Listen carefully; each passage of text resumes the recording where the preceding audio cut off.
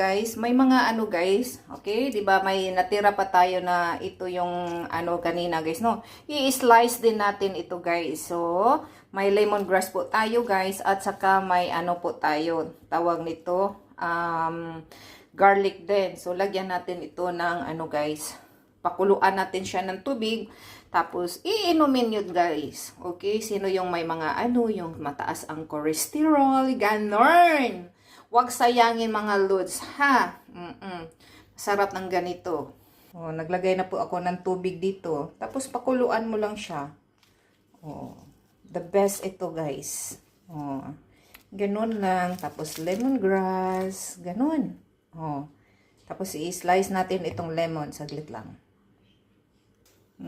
Ganun lang siya mga lods. Pakuluan mo lang siya. Tapos, ilagay mo lang siya sa, ano, sa mga, sa pitchel mo. Tapos, every morning, na wala pang laman ng tiyan mo, inumin mo. Tapos, sa gabi, bago ka matulog, inom ka na naman. Ganun lang siya mga lods. Diba? Mas masarap yung mga herbal kaysa mag-ano ka dyan. Ay!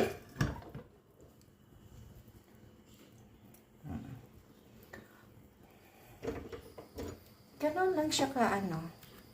Di ba?